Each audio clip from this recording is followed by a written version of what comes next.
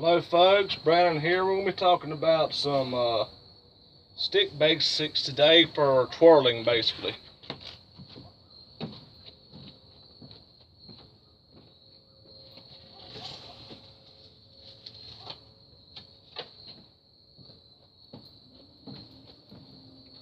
This is either a piece of oak or hickory. Now there are different types of stick fighting that some involve twirling. The one I know of the most is a screamer, then there's Arnis, there's Colleen, there's some called Irish stick fighting, which I'm still very new to. But I've seen from the videos on YouTube that have somewhat most of a guard right there, so they can pop it up real quickly, like that, pretty much, or block with it and hit that way. So yeah. But I'm gonna hold the more heavier weighted and more better smoothering in towards me. So you have your hand here, your regular grip position, and one of the ways to do it is trying just to bend your wrist. Just tilt your wrist that way, and then when you have it tilted, you just move it straight and then bring it back up. So it's like that. Be careful of how close the bottom edge is close to your body. Be careful of, I guess, how high you have this near your face or objects around you. So sticking it out about half your length right there is decent for beginners like me. Okay? And then you can also take the same thing. You're just tilting your hand this way. Okay? Just like you're doing that. Okay? So imagine you have a key with the keys in the middle of your fist, and you're just twisting it just like you twist with a key. Okay? But instead of using this, you're just twisting your whole entire hand. Okay? Twisting that. And now you're tilting your wrist a little bit forward. You bring it back straight. So you have one, and you have two. So you have one full rotation. You have two rotations. Like that, and like that. Always make sure how far this goes back from you, about that far. Never ever end up having pulling it back. Sometimes you can get away with pulling forward. And I thought for a while I might be able, to do that right there and then stab, or do a thrust per se, but I like it better when you go back right here. Okay, especially if you're training among people. Always watch out your distance, what around you, who's around you. And another one that I start with, I learned from Tactical YouTube, is where I tell you let all those go and just do it with your thumb. And you let it, and you just let it hang, and just grip it with your thumb, and allow some wiggability. So it's kind of like a golf tee almost. And you just take your wrist and you bring it back up. So that right there, you start with, okay? You're slowly letting your hand let go, and you're gripping pretty decently with your thumb. Right there, just like that, okay? You got a little bit of swing motion, and you just tilt your wrist. You just contouring your wrist, you're bending it that way, and you're slowly tilting it this way, bringing your hand back up. And that's how you do a twirl, okay? Same with the other side, all right? Only difference is the other side, I can't really just let it hang like that immediately. I have to bend my wrist a little bit. My sleeve's getting inside. Wait, let me roll my sleeve up here. I have to bend my wrist a little bit, and it gets about like somewhere around right here, bent back or right there, and then I can go back up. So there's that, there's that. And be careful with the end right here, how close it gets to your wrist when you're bending. You don't want nothing to catch. So when you're bending, always make sure this is still way further away from your wrist. And when you're coming on the sides there, make sure it's going out to the edge. And if you are going kind of straight, how far it is from your body matters, because you don't want to end up hitting your own self or back of the head, or come back around and hitting your own self this way, okay? So there we go, right? There's that right there, there's that right there. All right? And also working on just doing that right there, moving your wrist back and forth, and just moving your arm a little bit in different guard positions, having more protective area, and then you can start with that.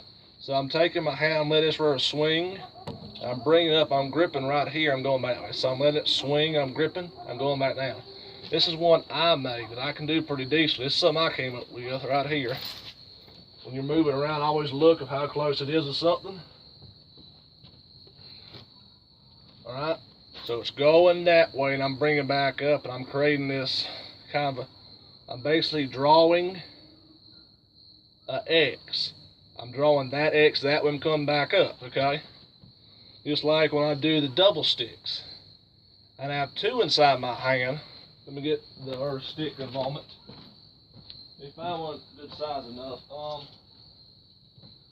Double sticks right here. These two ain't really that good shaped, but you know, there's that right there, the X block of where you can slide off, and then immediately twist your wrist and try to come in. But I usually have a decent distance to it, and I'm just doing this X or figure 8 motion basically. And I'm making sure it's not too close to my body.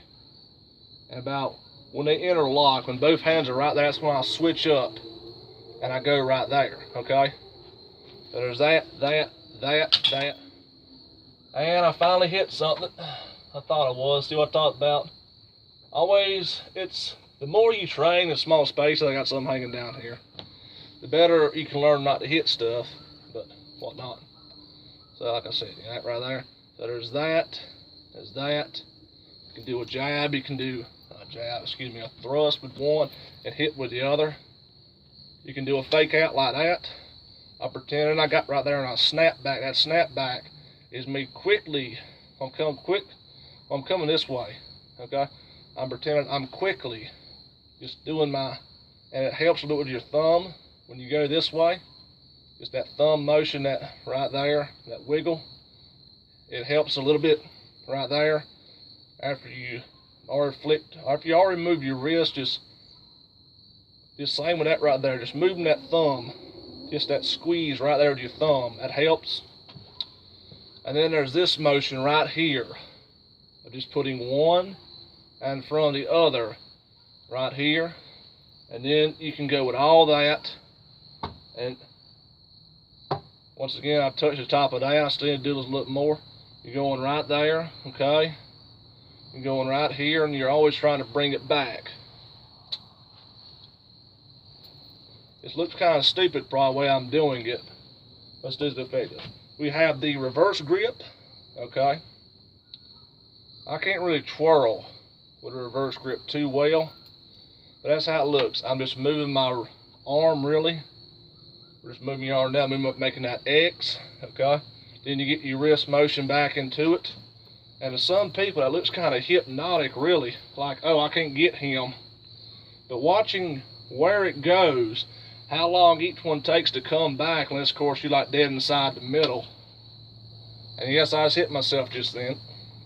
Like I said, every once in a while I hit myself. I try to keep it far out, but I'm still very much a beginner. That's why I'm just showing beginner stuff. So make sure when going out, this right here is staying straight. Make sure it doesn't tilt back. That's what just happened.